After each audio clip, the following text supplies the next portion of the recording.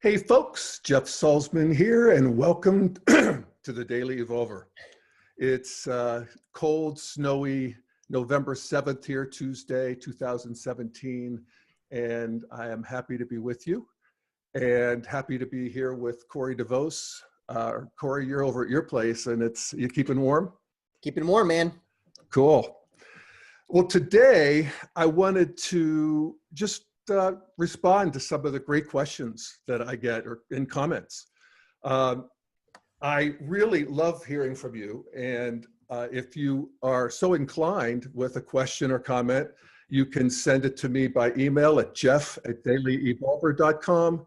And you can send me a voice memo and I'll play it online maybe, or on the show. So the first one is a voicemail that I got from Michael, and it was regarding the show that we did, I guess last week, on how to talk to Trumpsters. And so I'll just play what he had to say. It's about a minute, and then I'll do my best to respond. But I guess I must be influenced by Diane in the sense that I think some of the ways that we should talk about listening to others is also deep listening to our nervous systems getting activated in the conversation with others. And especially when we're trying to speak from an emotional place that is not vomiting on people, but just clearly, trying to make a connection emotionally, whether we agree or not. So, I like Diane's language of paying attention to our nervous systems at the same time as we're trying to listen to others, give them the space. And that's one of the things I actually practice when I'm listening to you and Corey, or at the Integral Living Room, that it helps me slow down my reaction from my brain to my mouth. Fair enough. And I really love that question because it really does round out the picture, even using integral theory, which I'll talk about in a minute here. But my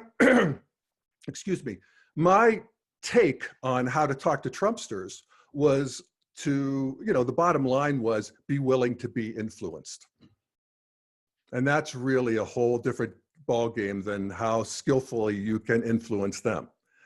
And this and what Mike's talking about, and he's quoting Diane Hamilton, who was one of our great integral teachers and one of my dear friends. In fact, we're going to be doing the living room here together at the end of the week. And that she emphasizes that you are, when you're dealing with people who are difficult or that you're finding difficult, to be in touch with your nervous system. And this is actually a quadrant realization, because in the upper left quadrant, that is my interior individual, my inside of Jeff, that's the world of my thoughts and my memories. That's the world of the voice in my head, the voice in your head. And if you're wondering what voice I'm talking about, it's the voice that is right now saying, what voice? That's it. But it's, our arguments, our opinions, our perceptions, all of the strategies we make and how to get with other people and so forth, that's all in the upper left. That's going on in my mind. But there's also an upper right quadrant. This is the exterior of my Jeffness. And in here is my energy body and my subtle body and the nervous system. And it is absolutely important. I definitely emphasized the upper left in my response. And this, I think, as I said, really rounds it out. Because this is, when we think about how the quadrants, the quadrants basically are a map of, our own individuality. And in fact, let me just show you. If I can do this. I can't seem, oh, here we go. Oh, I didn't stop sharing that. I'm sorry. So here I am. Yeah, so I'm going to share again another screen here, which I think is helpful. And if you're seeing that, are we seeing it, Corey, the map of the quadrants? We see it. Yeah, so this is one of Ken Wilber's most important contributions to integral theory. And this is basically a map of you or a map of me. And you can see that there are two axes. There's the vertical axis that is separates the collective and the individual. And then there's the interior and the exterior. So again, in the upper left, that's my own interior Jeffness. In my upper right is my exterior Jeffness. And normally we think of the upper right as being the body. It's the material of Jeff. It's Jeff's behaviors. It's that sort of thing. But it is also what we would call our subtle body, which is an energy body that is very much online. And we see as we differentiate these two, because typically I am Jeff, just a blob of all of these things. And this is where the quadrants are actually a spiritual practice, because as we separate what is in my interior and my exterior, I begin to see that emotions, for instance, is a conglomeration of what I'm thinking and these body sensations that are arising. What I'm thinking in the upper left, what I'm feeling in the upper right. And as I differentiate them, instead of having them just be a gripping blob, I have a liberation. And that is the spiritual potency of the quadrants. And it's why what you're talking about, Michael, really is important. I also want to just touch on the lower quadrants. The lower left is the interior of the collective. So what's that? That's the culture we live in, and whether it's the culture of our marriage or our families, of our community, of our nation, of our global systems, of people we are at work or our extended family. There's all these shared agreements, shared values, there's relationships, there's a culture that comes through time. And we want to be aware of that. And that all of these dimensions, and this is one of the keys of integral theory, is that each of these dimensions is irreducible to the others. That is, it has its own ontological reality. And then so we move to the the lower right. This is the world of systems, networks, technology, government, the natural environment, the weather, the cosmos.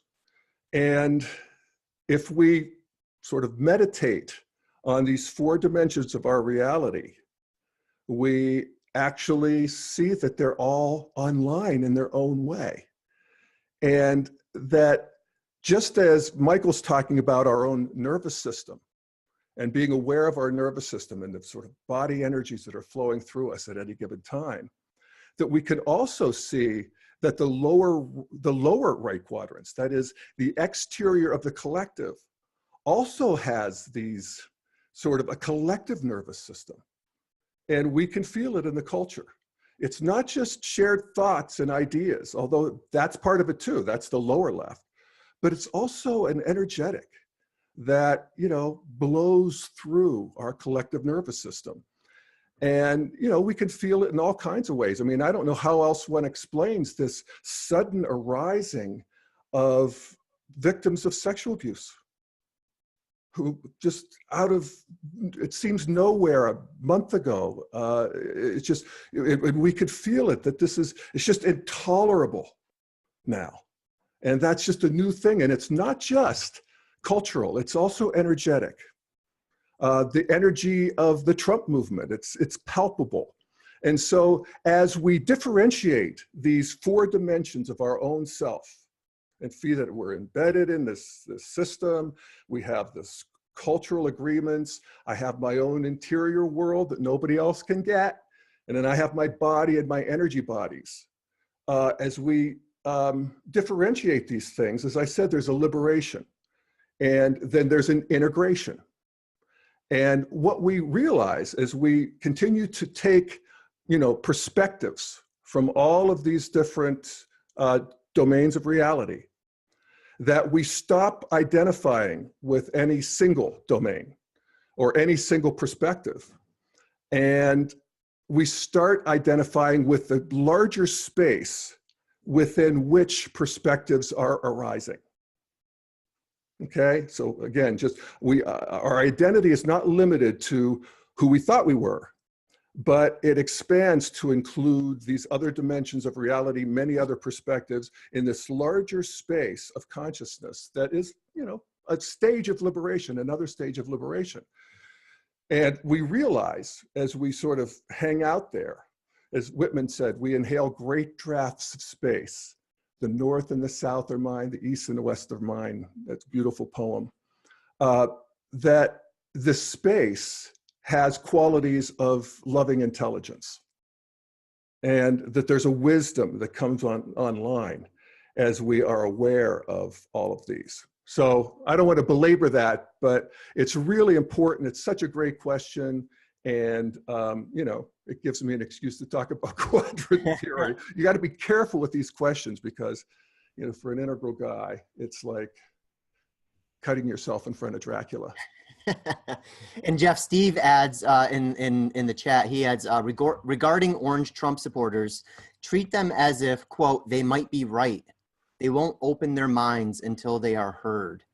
And I think that's totally right on. And it speaks to what you're talking about with, I love how you showed us the quadrant graphic, because it really speaks to the power and the potency of integral mindfulness in terms of the amount of granularity it brings to the liberation of your experience. Yeah, and, absolutely. Yeah, and as you say, we sort of oftentimes, sort of look through each of these quadrants one at a time. With more and more familiarity, you just sort of reflexively start doing that, and you start noticing things like, last week we were talking a lot about, in the lower left you have that zone 4, which is sort of the unseen, regulatory aspects of our we-ness. And an integral mindfulness, I think, as you're talking with a Trump supporter, will help remind you that at this point in our history, that zone 4 is very, very inflamed by propaganda and fake news and, legitimately sort of, reactive, provocative, real news. And that, that's the water that we're swimming in. So bringing a little bit more of mindful awareness just to that lower left quadrant helps relax things so that you can actually have a more authentic exchange. Yes. Yeah. That release of the grip into a bigger space, and you realize that this bigger space is more loving and wise. That's right. It's just, and I don't know that ever ends, but that is, sort of the trajectory as we continue to get bigger. That's really what development is. We're able to see and contain more. All right. Second question. Mostly at orange modernity levels of development, that we don't want to have the apocalyptic verbiage that we've been using that really pushes folks away. So I would like to know what is the best way to communicate the urgency to these folks. Like what words, what verbiage should we be using? Okay. Okay, hang on. I'm at the stage of conscious incompetence at running this thing. So that's progress, but I'm not entirely there. Okay, so so that's, what a great question. So, what words do we use? How do we really help people see this bigger picture? And it's a great question. It's a question that you get all the time in the integral world. Once people realize that we're all evolving creatures, the question then is, how can I help these lesser developed people to develop? And you almost can't. I mean, it's a little bit, you can a bit, and I'll get to that in a second, but it's a little bit like trying to talk a 9-year-old into being a 12-year-old. It's just, first of all, you can't. And secondly, you really just want a 9-year-old to be a healthy 9-year-old. And knowing that Eros is taking care of it, growth, the sort of the built-in system of growth in the cosmos is taking care of this little 9-year-old growing up. so that is, that's part of it. So with that said, and I think the point of that is that we spend a lot of time strategizing, talking other people into our point of view, and that energy could be used better elsewhere. In a sense, what we really want to do with this climate situation is let's all just become California. You know what I mean? Let's all just make our place be part of the solution and do what we can, but make our own life sustainable, make our own community sustainable, support and notice that sustainable development is happening at warp speed, in terms of energy and solar and all of that good stuff. So there's that. And then here's where I think we actually can make a difference in terms of how we talk. And you hear people in the integral community, coming up with, how do you talk to somebody who's amber, and you try to be patriotic and use family. And so you ask them, we want America to lead the way into new clean energy technologies. Don't we want America to be the leader there? And I don't know. It just leaves me a little flat, Don't you want a healthier world for your grandchildren? Well, yes, I do. I just don't believe your trip is, what they're thinking. So I never find, that to be all that healthy or helpful. But I do think sometimes we just want to get in there and fight. I don't care whether it's on a comment section or whether it is, with the in-laws at a picnic or whatever it might be. Sometimes it's all right to get in there and fight. That's part of how we fight our way forward. So, statistics, particularly if somebody's in a comment section, and you can go to Reddit or these various communities and see these people arguing about all the statistics, and they have whole different ways of seeing the world, orange versus green versus amber, and it's ugly, but it's fruitful. And sometimes moving forward is ugly. The other thing I would say, and this sort of just came to me this morning as I was contemplating this question, is to relate it to their own environment. I talked about how there's a sort of a phase one environmentalism, and modernists can get behind it, and even traditionalists. That is, don't litter, clean up the rivers, let fish come back to the streams, get rid of the brown cloud over your city. That kind of thing has, people, there's a great majority who are in favor of that because they can feel it. They can see that that's unhealthy for their kids. The second phase environmentalism is the global environmentalism, and can only really be appreciated by people who are world-centric and can see the finite system of the world, and that's about 30% in this country. So, but if you can relate it, I was thinking that, okay, I know that the world is warming. How much warmer is Boulder than it was when I got here 35 years ago? And I actually couldn't find that statistic. I spent about 15 minutes looking for it, and it's not simple.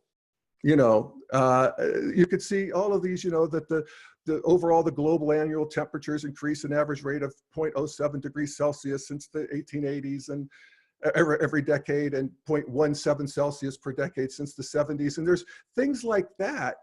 But, I think we need some better search results. And, it's a palpable way of feeling, how is warming affecting my own backyard? That doesn't require a world-centric view to appreciate.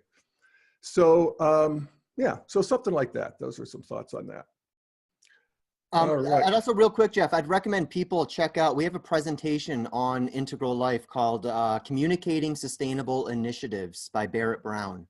Oh, cool. It's several years old, but it's evergreen. In other words, it still holds up. And, it really speaks to, what Ken's been talking about for years now, which is, first, let's just say skillful means is the easiest phrase to say and one of the hardest practices to actually exercise in real time. Yeah. And, you know, it used to be 15 years ago, a politician could speak one way to one group of people and then another way to another group of people. And those two groups of people would never, you know what that politician said to each of them. Now, in the information age where everything is recorded, it's even more difficult to thread that needle, because if you're going to try amber language for an amber audience, it better not contradict how you talk to the orange audience or to the green audience, which just makes it a whole lot more challenging. But I think Barrett Brown's presentation helps a lot. Yeah, and I'm a big fan of Barrett. So yeah, check it out. All right, the next one is from Jennifer. It's an email, and Corey, you want to read it for us? Yeah, absolutely. Let me. And this is about the episode we did yesterday on the happenings over the weekend in Saudi Arabia, where the Crown Prince basically imprisoned a bunch of the leading people in the culture, and he imprisoned them in the St. Regis. I would just point that out. But at any rate, sort of an autocratic move in Saudi Arabia. The upside being that this guy is a modernizer. So, right, go on. Right. So yeah, Jennifer writes, I was very glad to hear your positive take today. On my Twitter feed, many are very uneasy about it, especially with Kushner's trip to Saudi Arabia just prior to the purge. Combined with that heavy-handed glowing orb global dominion ceremony Trump had with them on his first visit, it feels gross. If this is one of those evolution is beautiful but ugly up close things, okay. But I sure wish our president wasn't involved. It feels like a dangerous de-evolution back to the 1950s and 60s big oil days. Am I wrong? All right. Well, I'm going to start with the gross part. Well, I'm sympathetic. I mean, everything Trump touches is sullied. I mean, I resent every morning that I have to take Donald Trump seriously, but he is the president. And so aside from that sort of visceral reaction that comes from my green self, it's there's such an allergy to his big daddy thing that comes out of red, and and all his conservative policies and all of that shit. So so I feel that too, but I try to differentiate that from what good I think he can do. I actually think there's a lot of good that he can do that some other people can't, because he's willing to bust things up. So I actually want to notice that on the positive side of the street. And in this case, just to use the example that you sent, Jennifer, this was when Trump went to Saudi Arabia in May 2017. Of course, they had the big posters of him hanging 6 stories off the building, and it was, an autocrat's dream. But what he was doing in this picture, and I'll actually show it. It's cool. I'm pulling it up now. I got it because I want to say a couple things about it and even scroll through it here. So, right. Here we go. So here he is, and he's got his hands in this orb, and this is from the New York Times, and here's what they said about it. A mysterious glowing orb is exerting uncanny power over the world's social media. President Trump, King Salman of Saudi Arabia, this is the father of the guy who did the purge over the weekend, and President Abdel Fattah el-Sisi of Egypt entered a darkened room filled with row after row of computers at Riyadh, the Saudi capital, on Sunday evening. They placed their hands atop a radiant whitish sphere, which illuminated their faces like campfire, and kept them there for nearly 2 minutes. The First Lady, Melania Trump, who also briefly touched the object, looked on. So what they were doing is they were opening a center in Saudi Arabia called the Global Center for Combating Extremist Ideology. And after this globe ceremony, they raised the lights, and behind them was this team, there was 200 techies, separated men and women, and they were all at their computer monitors, and they are monitoring the internet for extremists. And so that's what was going on there. And this is an example of some things are the right thing to do, even if Donald Trump is doing them. This is exactly what we want. We've talked about this on a couple different episodes, even recently, about what's on schedule in Islam is for a reformation. And so here we have El-Sisi from Egypt and King Salman from Saudi Arabia coming together and opening a center to monitor their extremists. I mean, it just couldn't be better and more on schedule. And that the president is supporting that, as weird as it looks, I think is a good thing.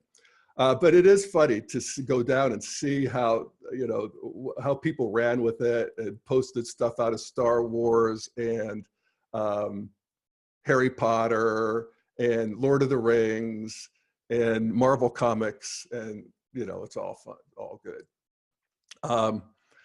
As far as Jared going a couple weeks ago to Saudi Arabia and that being nefarious in some way, well, again, anything Jared does is, I mean, poor Jared. I mean, he was a liberal darling once, but oh, how he has fallen. But, you know, Saudi Arabia is a key ally of the United States, and I don't think it would be at all surprising if Jared went over there to talk to the prince about what he was going to do. It would be odd if he didn't. And I wouldn't be surprised if Jared telegraphed that Trump thought this was just okay with him. And, you know, Trump wishes he could do this. So this is, you know, what I'm happy about is that it is the younger generation. This guy's 32 years old. The younger generation in Saudi Arabia appears to be all for it. And they're ready to move forward. The downside is that it appears that this guy may be overreaching and trying to gain too much absolute power in a way that is absolutely corrupting.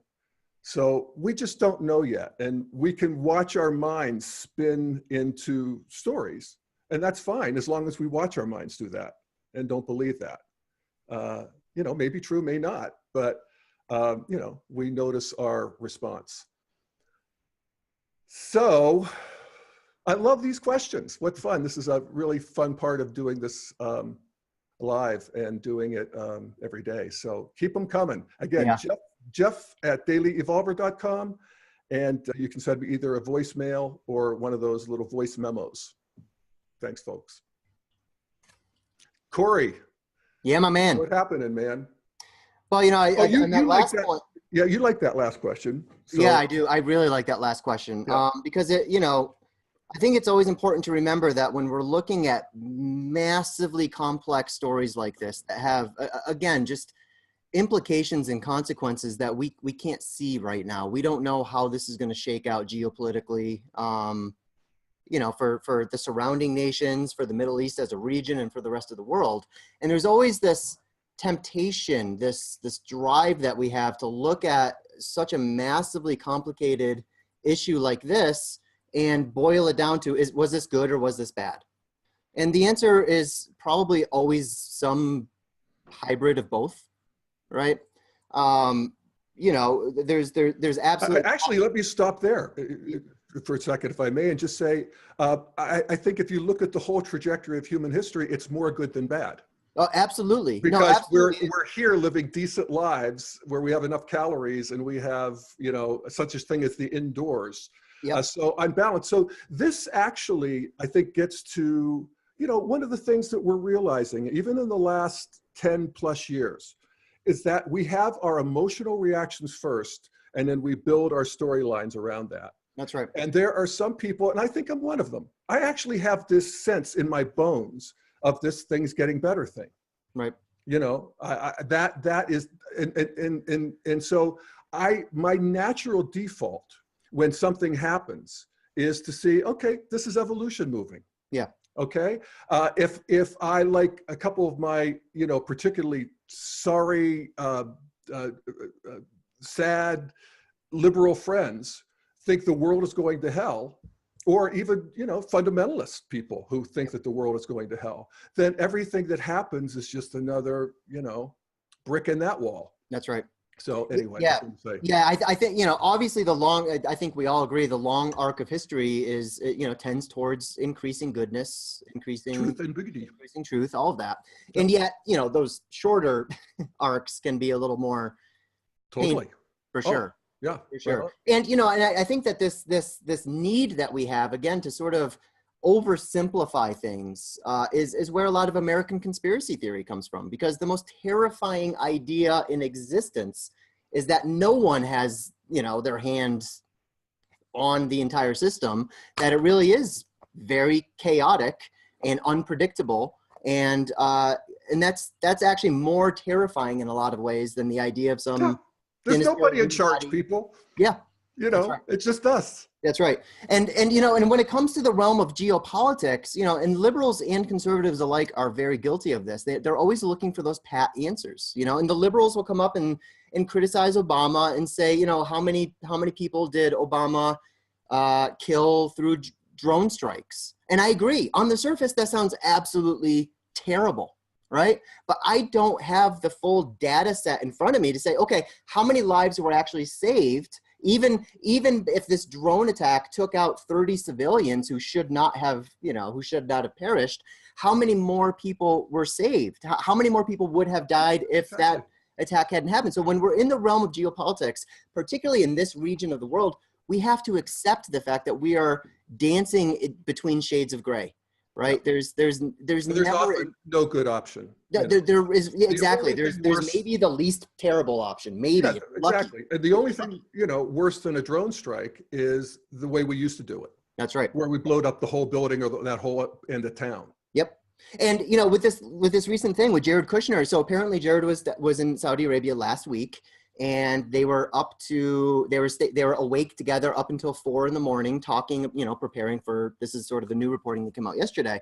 And, you know, I'll just say I am 100% open to the idea, to the possibility that the Donald Trump administration helped push Saudi Arabia into this purge, that this purge will ultimately be a good thing for the region, even though I'm very uncertain about Saudi Arabia and Iran and, you know, how all those other regions are going to come into play. But I'm open to the fact that this is ultimately a good step forward, and that it was, you know, largely driven by the Trump administration, in which case this would be a success for the Donald Trump administration. I'm completely 100% open to that possibility. I